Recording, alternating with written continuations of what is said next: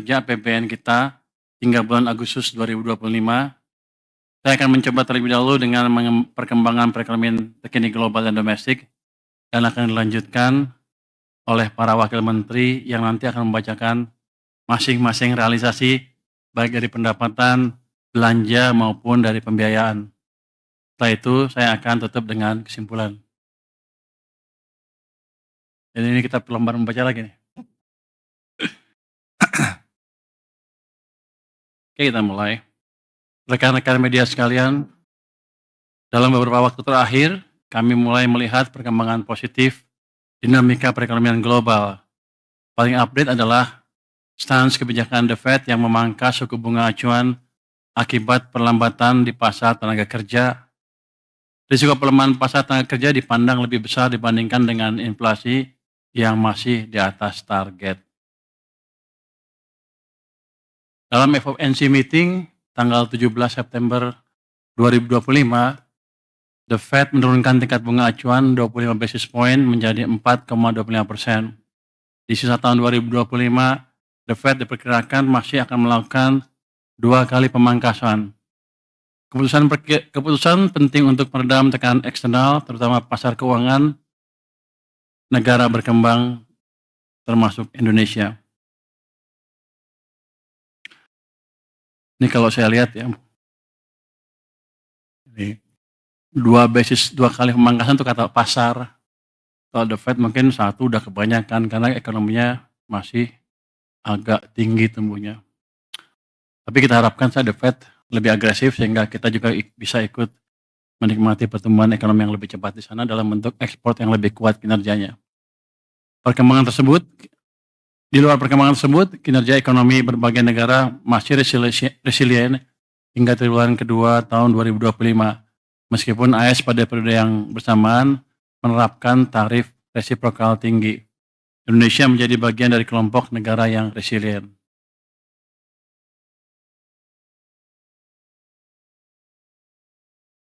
Dengan berbagai latar belakang global tersebut, IMF merevisi ke atas outlook ekonomi global. Ini kita nggak boleh komentar ya. Mencerminkan optimisme yang mulai menguat. Indonesia termasuk negara yang mengalami revisi ke atas dengan pertumbuhan ekonomi diproyeksikan naik menjadi 4,8% pada 2025 dan 4,7%. Dinaikkan ke 4,8 dari 4,7% sebelumnya. Saya pikir kita akan lebih dari situ ya. Even tahun ini pun akan di atas 4,8%. Namun demikian, global masih dihadapi ancaman tensi perang dagang antara Amerika Serikat dan Tiongkok. Dinamika ini menjadi faktor risiko yang perlu terus dipantau dan dimitigasi. Kita harus waspada terhadap situasi yang terjadi di global dengan berbagai ketidakpastian global seperti volatilitas pasar keuangan, harga komoditas, serta ancaman geopolitik dan cyber. Indeks ketidakpastian kebijakan global dalam tren menurun sejak April tahun lalu, namun masih terus diwaspadai karena dinamika kebijakan tarif resiprokal AS masih sangat tinggi, terutama dengan Tiongkok. Dengan latar belakang tersebut, volume perdagangan global diperkirakan masih mengalami penurunan.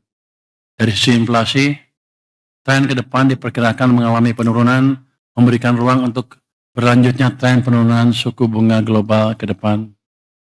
Volatilitas pasar saham dan obligasi internasional masih berfluktuasi kalau kita lihat di sini ya. Dengan latar belakang tersebut, meskipun tekanan sudah mereda dan kita optimis terhadap kinerja positif domestik, kewaspadaan terhadap risiko global tetap perlu dijaga dan dimitigasi. Kalau kita lihat harga komoditas masih amat berfluktuasi, batubara mengalami penurunan akibat permintaan global yang melemah, sementara harga minyak Brent justru naik akibat ketegangan geopolitik Rusia-Ukraina. Secara year on year, batubara mengalami kontraksi 21,1% dan minyak mentah 14,8%. Di sisi lain, harga CPO meningkat didorong permintaan kuat dari India. Untuk logam, harga nikel masih melemah akibat kelebihan pasokan, sedangkan harga tembaga relatif stabil setelah sempat turun karena isu ancaman tarif Amerika Serikat. Secara year on year, CPO tumbuh 16,6%. Untuk komoditas logam, harga nikel kontraktif 11%, sementara tembaga tumbuh 3,6% secara year on year. Perubahan harga komoditas tersebut berdampak pada kinerja ekspor impor Indonesia. Ekspor sangat terbantu, salah satunya kinerja hilirisasi yang terdongkrak ekspansi harga nikel. Dengan membaiknya situasi global, aktivitas manufaktur dunia kembali ekspansif. Wilayah Eropa untuk pertama kalinya sejak pertengahan 2022 kembali mencatat ekspansi. Sebagian besar negara G20 dan ASEAN 6 juga menunjukkan pemulihan yang cukup solid. Kalau kita lihat tuh gambar yang paling kiri atas, PMI global naik di posisi sekarang 50,6. Dan kalau kita lihat trennya tuh kayaknya positif terus. Jadi ke depan sepertinya akan membaik terus. Yang tengah untuk manufaktur beberapa negara di G20 juga itu kelihatannya naik. ASEAN juga sebagian besar mulai naik. Jadi Indonesia juga yang merah, Indonesia tuh yang merah tuh udah naik di atas 50 lagi, 51 lebih ya. Jadi sepertinya global tidak seburuk yang ditakutkan selama ini. Mereka mulai recover, dan kalau hitungan saya nggak salah, recovernya akan lama. Siklus bisnis itu kan Amerika tuh 10 tahun. Mereka mulai ekspansi 2023, harus sampai tahun 2030 akan aman. Jadi inilah environment global yang kita hadapi ke depan. Kalau kemarin-kemarin kita takut, sekarang harusnya berani. Apalagi emang domestic demand kita juga kuat. Jadi satu, ketidakpastian global walaupun masih ada, sudah jauh berkurang dibanding sebelum-sebelumnya. The fact bahwa the Fed nurunin bunga itu akan memberikan stimulus tambahan ke perekonomian Amerika yang biasanya akan diikuti oleh perbaikan ekonomi negara-negara lain, termasuk Cina, Jepang, Korea, dan kita juga. Karena biar gimana Amerika masih merupakan mesin pertumbuhan utama ekonomi dunia. Berdasarkan data arus barang bea cukai pada Agustus, kinerja ekspor kita meningkat terutama di depan sektor industri pengolahan, terutama komoditas logam dasar, nikel dan tembaga. Sejalan dengan upaya hilirisasi mineral, akumulasi ekspor year to date hingga Agustus tumbuh 7,8% dibandingkan periode yang sama tahun lalu. Coba Anda lihat, ada yang menarik nggak gambar di sini? Itu yang sebelah kiri atas, yang neraca perdagangan kumulatif, artinya Januari sampai Agustus tahun 2005 dibanding tahun 2024, tumbuhnya 52,3%. Ini pertumbuhan yang amat spektakuler. Walaupun orang bilang katanya karena mau ada tarif, mereka ini duluan front-loading. Tapi kalau saya lihat tetap aja tumbuh. Nanti ini menunjukkan bahwa globalnya nggak jelek-jelek amat.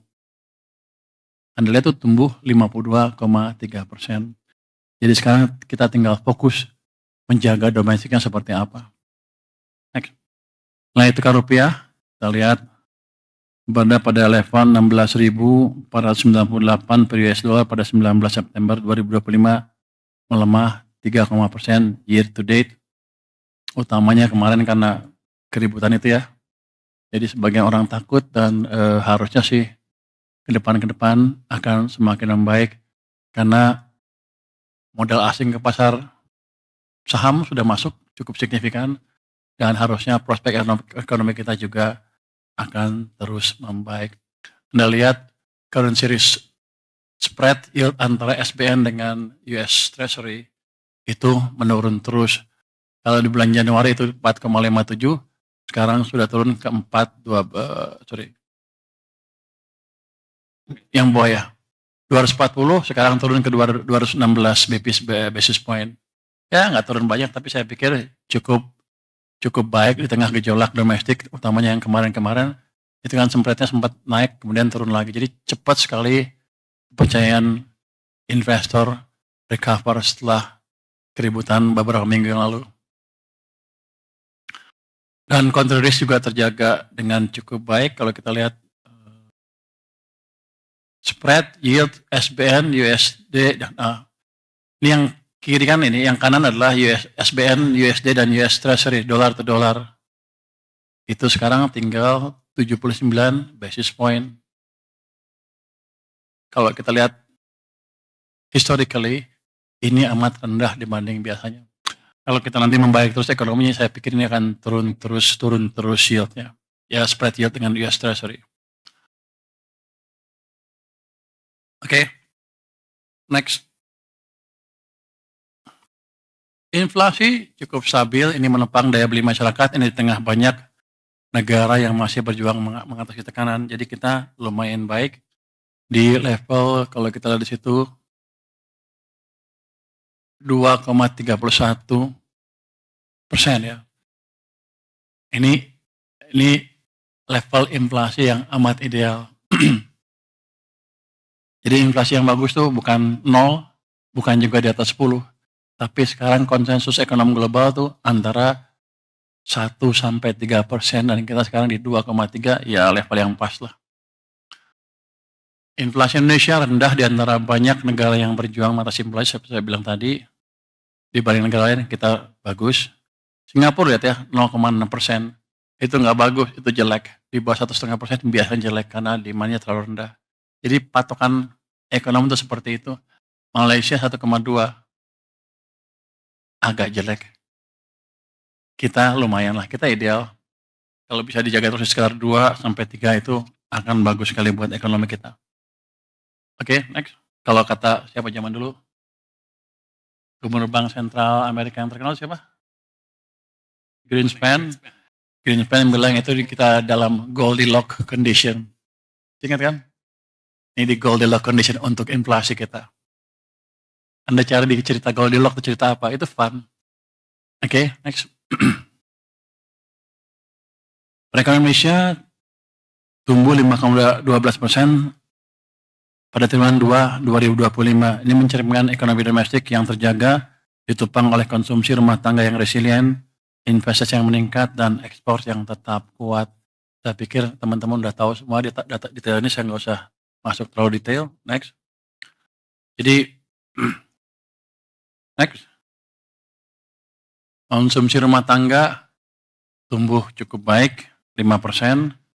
Investasi meningkat sampai 6,99%. Investasi bangunan tumbuh 4,9%, dan investasi mesin tumbuh 25,3%. Ini kan masa lalu ya. Bagian dari Anda anggap angka ini salah, 5,12 katanya 5 tambah 1 tambah 2, 8. Tapi bukan itu. Di belakangnya kalau Anda lihat laju pertumbuhan uang, pada triwulan kedua tuh tumbuh uangnya cukup kenceng. Jadi emang itu yang mendorong belanja konsumen tumbuh kuat 5%. Karena emang pada waktu itu digenjot uang sampai dengan bulan April. Ada delaynya April, Mei, Juni, Juli. Biasanya 3 bulan. April, Mei, Juni, Juli, habis. Mei digenjot lagi ke bawah uangnya sehingga uang melambat, sehingga kita mengalami perlambatan ekonomi setelah itu. Tapi triwulan kedua angkanya memang seperti itu. Tidak ada manipulasi BPS. Kalau yang nyangka-nyangka itu ekonominya nggak berapa ngerti. Boleh ngomong gitu? Menteri Keuangan boleh ngomong gitu kan ya? Jadi lihat juga suplai uang pada waktu seperti apa. Slide 12. Sektor manufaktur sebagai kontributor ekonomi terbesar kembali menguat dengan pertumbuhan mencapai 5,68%, tertinggi sejak tahun 2022. Jadi manufaktur kita di Q2 sudah mulai recover. Mungkin Q3 agak melambat sedikit, tapi Q4 pasti akan tumbuh lebih cepat lagi sesuai dengan perbaikan ekonomi dan perbaikan demand karena suplai uang ditambah di sistem perekonomian. Next. Berikutnya. 16. Pertumbuhan ekonomi terdistribusi dengan baik ke seluruh wilayah Indonesia. Pulau Jawa tetap menjadi kontributor utama perekonomian nasional dengan pangsa PDB sebesar 59,6% dan pertumbuhan mencapai 5,2%. Jadi kalau kita lihat sebetulnya kalau pangsa tuh jarang perubahannya lambat sekali. Kita lihat pertumbuhannya aja deh. Itu Sumatera tumbuhnya 5,0% di triwulan kedua, Kalimantan 5%, Sulawesi 5,8%, Papua 3,3%, Bali dan Nusa Tenggara hanya 2,8%. Jadi kita tahu kelemahan kita di mana, nanti itu kan kita perbaiki Bali, Nusa Tenggara, Papua, dan Nusa Tenggara ya. Oke, next. Berikutnya.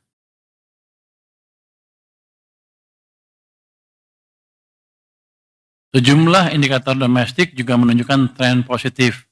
Aktivitas manufaktur kembali ke level ekspansi, keyakinan konsumen tetap berada di level optimis, konsumsi listrik dan penjualan retail tumbuh positif. Penjualan semen yang menjadi salah satu indikator investasi bangunan juga menunjukkan perbaikan dalam 2 bulan terakhir. Kayaknya nggak klop ya. Oke, kalau Anda lihat sebelah kiri itu kelihatan tuh manufacturing PMI sudah positif 51,5 lagi. Tapi kalau kita lihat tingkat keyakinan konsumen masih positif, tapi ada penurunan signifikan sampai dengan bulan Agustus. Anda lihat trennya gambar tengah atas turun. Tapi ini kan berhubungan dengan tadi kebijakan yang kemarin memperlambat ekonomi. Sekarang sudah digenjot, harusnya ke depan dia akan naik lagi dengan cepat. Penjualan retail juga masih tumbuh positif. Anda lihat penjualan semen itu masih negatif, artinya investasinya mungkin masih lambat, tapi ke depan saya yakin itu akan positif lagi. Oke. Untuk mendorong pertumbuhan ekonomi yang lebih tinggi, peran sektor keuangan menjadi sangat krusial sebagai penopang pembiayaan produktif. Sampai dengan Agustus lalu, kita masih menghadapi tantangan dan dari sisi pertumbuhan uang beredar yang lemah, dengan pertumbuhan M0 mencatat hanya 0,3%. Anda lihat tuh, M0 yang merah tuh gambar yang atas tuh di 2025 tuh cenderung negatif, sempat positif di April terus turun lagi ke bawah dan mulai ke sini sampai Agustus di 0,3. September mungkin masih agak, tapi saya yakin Oktober akan tumbuh dengan cepat. Jadi ekonominya bisa bergerak lagi. Ruang ekspansi perbankan terus dipantau. LDR mendekati batas atas, katanya berapa 86,5, tapi ini rendah dibanding kalau kita waktu tumbuh. Lagi cepat-cepatnya tumbuh, dan saya yakin ketika uang saya masuk ke perbankan, LDR-nya turun lagi. Jadi bank mempunyai ruang untuk memberi pinjaman untuk membiayai ekspansi ekonomi yang lebih cepat ke depannya. Jadi kita udah set semuanya supaya kita lebih cepat ke depan. Next. Oh, udah ya? Ini masih saya? Oh, masih 16. Oh, yang 200 saya masih terangin lagi? Jadi, oh, boleh. Jadi ini jelasin sedikit yang 200 triliun itu. Jadi ini penempatan kas negara dengan bunga rendah di bank komersial. Jadi ini bukan saya taruh dalam bentuk program pembangunan atau earmark ke suatu tujuan tertentu, bukan. Hanya taruh itu di perbankan. 55 triliun di Mandiri, 55 di BNI dan BRI, di BTN 25 triliun dan di BSI 10 triliun. Ini bunganya 80% dari bunga acuan BI tidak digunakan untuk pembelian SBN syaratnya ya. Dan tenor 6 bulan itu dapat diperpanjang. Jadi sebetulnya nggak ada tenornya itu. Jadi kalau bank nanya apakah kami boleh meminjamkan jangka panjang, boleh aja. Saya akan jaga supaya mereka nggak keganggu, saya juga nggak keganggu. Dan kalau saya lihat dari sejarah stok uang kita di bank sentral, harusnya saya nggak akan pernah terganggu. Masih amat banyak, masih cukup. Ya hanya mereka nyaruh sekitar 400 triliun atau lebih sepanjang tahun. Hanya pindahin sebagian. Ini dampaknya ke likuiditas naik, cost of fund jadi turun. Si Pak Hotman Paris ya, protes sama saya katanya. Waktu dia memperpanjang depositonya, bunga jadi turun. Dia jadi rugi katanya. Emang itu tujuan saya. Nah, biar dia belanja lagi, kalau belanja kan ekonomi jalan. Atau dia bagi-bagi ke orang, ekonomi jalan. Memang itu tujuannya. Jadi itu merupakan konfirmasi bahwa kebijakan kita mulai jalan. Konsumsi dan investasi akan naik karena bunga turun dan multiplier effect untuk pertumbuhan ekonomi akan kelihatan semakin signifikan. Ini juga kedepannya akan kita sinergikan dengan fiskal moneter. BI sudah menurunkan 25 basis. Itu tujuannya sama untuk membantu likuiditas di sistem perbankan supaya bunga turun, supaya ekonomi jalan. Jadi mereka juga sekarang pro growth. Oke, saya pikir utamanya itu untuk dampak dari apa? Manfaat dari penempatan dana yang 200 triliun itu. Next.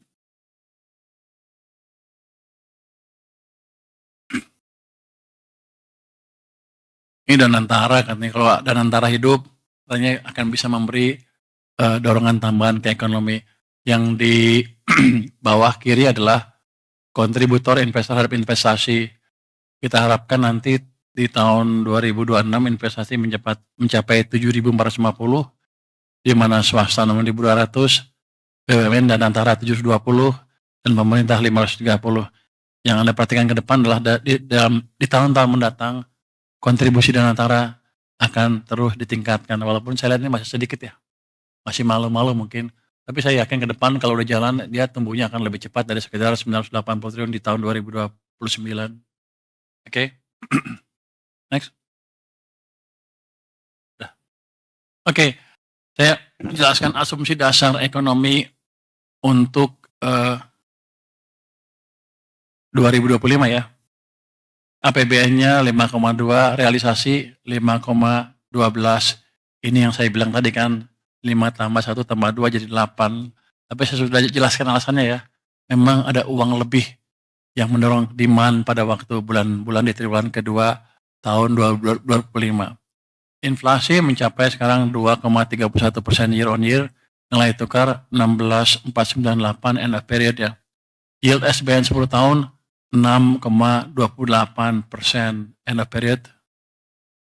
Asumsi APBN 2026 berapa? 6,9.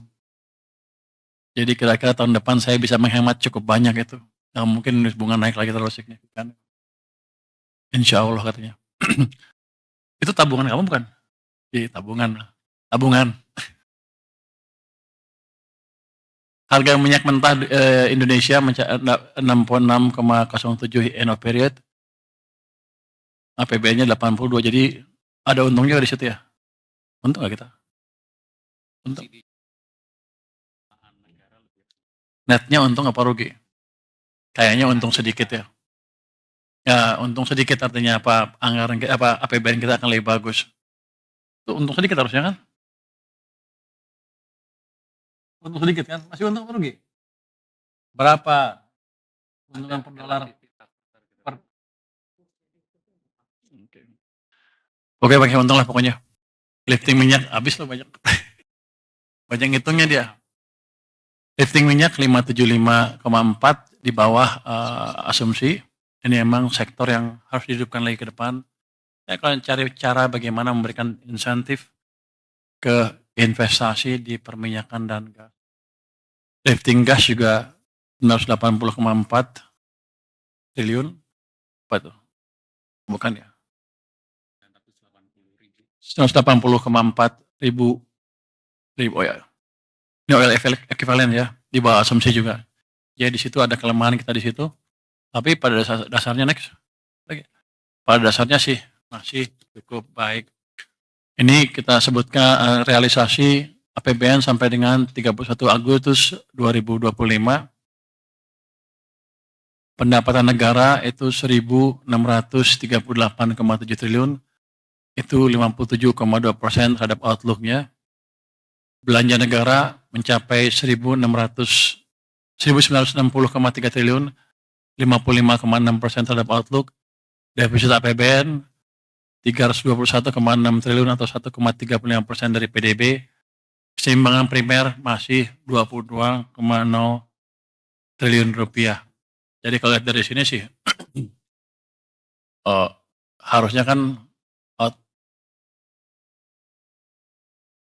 harusnya kan negatif keseimbangan primer sampai dengan akhir tahun. Jadi masih ada, ini indikasinya adalah masih ada belanja pemerintah yang mesti dipercepat lagi supaya keseimbangan perekonomiannya sesuai dengan desain waktu kita buat anggaran untuk tahun 2025. Oke, mungkin itu dari saya. Untuk bagian selanjutnya saya serahkan kepada para wakil menteri untuk menjelaskannya. Silakan. Siapa dulu? Makasih Pak Menteri. Teman-teman media semuanya, kita lanjut